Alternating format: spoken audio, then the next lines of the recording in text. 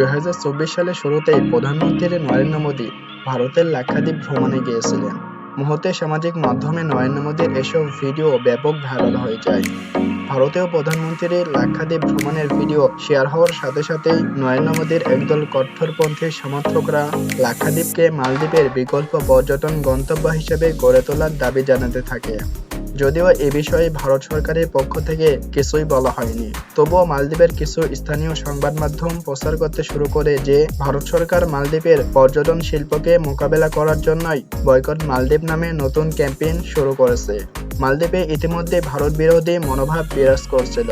নরেন্দ্র মোদীর লাক্ষাদ্বীপ ভ্রমণের পর থেকেই সেই বিদ্বেষ আরও তীব্র হয়েছে।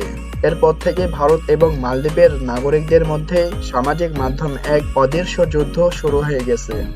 ভারত মালদ্বীপ উত্তেজনার নতুন কেন্দ্রবিন্দু লাক্ষাদ্বীপ আসলে কেমন এবং এখানে কি আসলেই মালদ্বীপের বিকল্প পর্যটন ব্যবস্থা গড়ে তোলা সম্ভব, সে সম্পর্কে আলোচনা করা হবে আজকের এই পর্বে।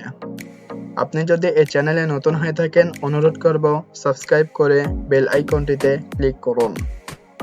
ভারত মহাসাগরে থাকা 36টি ছোট ছোট দ্বীপ মিলে লাক্ষাদ্বীপ গড়ে উঠেছে। এই দ্বীপে মানব বসতির ইতিহাস বহু মতভেদ রয়েছে। ধারণা করা হয় খ্রিস্টপূর্ব 1500 বছর আগে থেকেই এখানে মানব বসতি গড়ে উঠেছিল। 7ম শতকে এই দ্বীপমালায় ইসলাম ধর্মের প্রসার ঘটে। অতীতে এই অঞ্চল চোল সাম্রাজ্য এবং কান্নুর রাজ্যের মতো বিভিন্ন ভারতীয় রাজবংশের অধীনে ছিল। 1489 থেকে 1545 সাল পর্যন্ত প্রায় 47 বছর পর্তুগিজরা এই অঞ্চল দখল করে রেখেছিল। পরবর্তীতে বিভিন্ন শাসকের হাত বদলের পর টিপু সুলতান লাক্ষাদ্বীপ শাসন করেন।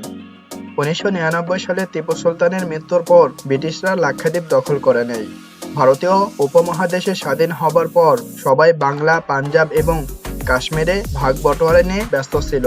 সে সময় লাক্ষাদ্বীপের 93% জনগণ মুসলিম হওয়ার কারণে পাকিস্তান লাক্ষাদ্বীপকে দখল করার জন্য রওনা দেয়। কিন্তু ভারতের উপমালা উপকূল থেকে মাত্র 500 কিলোমিটার দূরে হবার কারণেই ভারতীয়রাই আগে লাক্ষাদ্বীপে পৌঁছাতে সক্ষম হয় এবং ভারতীয় পতাকা উত্তোলন করেন।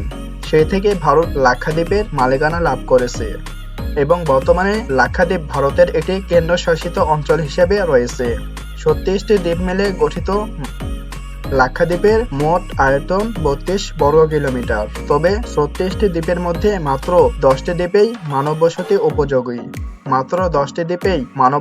উপযোগী। এসব দ্বীপে প্রায় 65,000 লোক বসবাস করে। এই দ্বীপগুলোর মধ্যে মিনিকয় দ্বীপ মালদ্বীপের খুব কাছেই অবস্থিত। মিনিকয় থেকে মালদ্বীপের দূরত্ব মাত্র 53 নটিক্যাল মাইল। এই দ্বীপের জনগণও মালদ্বীপের জনগণের মতো দ্বিবেহী ভাষায় কথা বলে। 1973 সালের আগ পর্যন্ত এখানকার দ্বীপগুলো 3টি বিভিন্ন দ্বীপমালার অন্তর্ভুক্ত ছিল। পরবর্তীতে এখানকার সকল দ্বীপকে একত্রে বোঝাতে লাক্ষাদ্বীপ নামকরণ করা হয় সংস্কৃত এবং মালয়ালম ভাষায়, যার অর্থ 1 লাখ। নরেন্দ্র মোদী লাক্ষাদ্বীপ ভ্রমণের পর থেকেই ভারতীয়রা যেমন একদিকে তাকে সাধুবাদ জানাতে থাকে, তেমনি ভাবে মালদ্বীপের জনগণ আরো বেশি ভারত বিদ্বেষী মনোভাব প্রকাশ করতে শুরু করে। এদের মধ্যে মালদ্বীপের 3 জন প্রতিমন্ত্রী ও নরেন্দ্র মোদীর সমালোচনা করে সামাজিক মাধ্যমে বক্তব্য দেন। মালদ্বীপ অ্যাসোসিয়েশন অফ ট্যুরিজম ইন্ডাস্ট্রি সরকারের উচ্চ পদস্থ ব্যক্তিদের মন্তব্য বিরোধিতা করে পরবর্তীতে ভারত বিরোধী মন্তব্য করা 3 জন প্রতিমন্ত্রীকে বরখাস্ত করা হয়। অন্যদিকে সর্বভারতীয় ব্যবসায়ীদের সমিতি confederation all of India industry মালদ্বীপের সাথে ভারতের সকল বাণিজ্যিক লেনদেন বাতিল করে দেওয়ার আবেদন জানায়। ভারতীয়রা মনে করছে তারা মালদ্বীপে না গেলে দেশটির পর্যটন ব্যবস্থা ভেঙে পড়বে। কিন্তু মালদ্বীপের মোট পর্যটকের মধ্যে ভারতীয়দের সংখ্যা মাত্র 10%। বাকি 90% পর্যটক বিশ্বের অন্যান্য দেশ থেকে মালদ্বীপে বেড়াতে আসে। মাত্র কয়েক বছর আগেও মালদ্বীপে ভ্রমণ করতে আসা 20% ছিল চীনা পর্যটক। করোনা মহামারীর পর থেকেই চীনা পর্যটক কমতে শুরু করেছিল এবং ভারতীয় পর্যটক মালদ্বীপে বেশি বেশি আসছিল। কারণ মালদ্বীপ হলো ভারতীয়দের সবচেয়ে নিকটবর্তী সেরা আন্তর্জাতিক পর্যটন গন্তব্য, যেখানে ভ্রমণ করার জন্য ভারতীয়দের কোনো ভিসার প্রয়োজন নেই। পৃথিবীর সকল দেশের পর্যটকদের মালদ্বীপে পৌঁছানোর পর অন-অ্যারাইভাল ভিসা দেওয়া হয়। নরেন্দ্র মোদীর সফর ঘিরে বিতর্ক শুরু হবার পর থেকেই লাক্ষাদ্বীপের পর্যটনে এক বিশাল সম্ভাবনা তৈরি হয়েছে। পর্যটন শিল্পের সাথে জড়িত ভারতীয় প্রতিষ্ঠানগুলো মালদ্বীপ অপেক্ষা করে লাক্ষাদ্বীপকে এগিয়ে রাখছেন। ইজিমাইট্রিপ নামে ভারতের এক ট্রাভেল কোম্পানি তাদের ওয়েবসাইট থেকে মালদ্বীপের সকল ফ্লাইট এবং হোটেল বুকিং সেবা বন্ধ করে দিয়েছেন। আরেক ভারতীয় ট্রাভেল কোম্পানি ম্যাকমাইট্রিপস জানিয়েছে, সামাজিক মাধ্যমে বয়কট মালদ্বীপ ট্রেন্ড শুরু হবার পর থেকেই লাক্ষাদ্বীপ ভ্রমণ সংক্রান্ত অনলাইন সার্চ ৩,৪০০% বেড়ে গিয়েছে। এত বিপুল চাহিদার কারণে পর্যটন সংশ্লিষ্ট প্রতিষ্ঠানগুলো লাক্ষাদ্বীপ নিয়ে নতুন নতুন প্যাকেজ তৈরি করার কাজ শুরু করেছে। ভারত পর্যটন শিল্পে অনেক উন্নত করেছে। প্রতি বছর বহু বিদেশি পর্যটক ভারতে ভ্রমণে যাচ্ছে, কিন্তু লাক্ষাদ্বীপ কি আসলেই মালদ্বীপের বিকল্প হতে পারবে কিনা তা নিয়ে বেশ কিছু সংশয় রয়েছে। মালদ্বীপে যাতায়াতের জন্য পর্যাপ্ত বিমান পরিষেবা নেই। ভারতের কেরালা রাজ্যের কোচিন থেকে শুধুমাত্র একটি বিমান কোম্পানি লাক্ষাদ্বীপের আগাটি দ্বীপে ফ্লাইট পরিচালনা করে। এই ফ্লাইটটিও খুবই ছোট। একটি বিমান লাক্ষাদ্বীপে যায় এবং যেখানে বিমান অবতরণ করে সেটিও কোনো পূর্ণাঙ্গ বিমানবন্দর নয়, এটি একটি রানওয়ে এয়ারস্ট্রিপ মাত্র। এরকম নাজুক বিমান পরিষেবা দিয়ে মালদ্বীপের সাথে প্রতিযোগিতা করা তো দূরেই থাক, পর্যটন ব্যবস্থা করাই মুশকিল। কারণ বিশ্বের বড় বড় ৬০টি শহর থেকেই সরাসরি মালদ্বীপের ফ্লাইট রয়েছে এবং প্রতি সপ্তাহেই ভারতীয় এয়ারলাইন্স থেকে প্রায় ৫৮টি ফ্লাইট মালদ্বীপে অবতরণ করে। আকাশপথের বিকল্প উপায় হলো সাগরপথ। লাক্ষাদ্বীপে পৌঁছানোর জন্য ৬টি যাত্রাবাহী জাহাজ কেরালা কোচিন থেকে লাক্ষাদ্বীপের পর্যটক পরিবহন করে থাকে। এই পথে ভারতের মূল ভূখণ্ড থেকে লাক্ষাদ্বীপে পৌঁছাতে সময় লেগে যায় প্রায় ১৪ থেকে ১৮ ঘন্টা। অন্যদিকে মালদ্বীপের রাজধানী থেকে পর্যটন দ্বীপগুলোতে যেতে একটি দ্বীপ থেকে অন্য আরেকটি দ্বীপে যাওয়ার জন্য অসংখ্য সিপ্লেন, স্পিডবোট, জেটবোট রয়েছে। লাক্ষাদ্বীপে যাওয়ার জন্য আরেক ধরনের ভোগান্তি রয়েছে। ভারতীয়দের জন্য এই দ্বীপ ভ্রমণের আগেই এন্ট্রি পারমিট বা এক ধরনের অনুমতি নিতে হয়।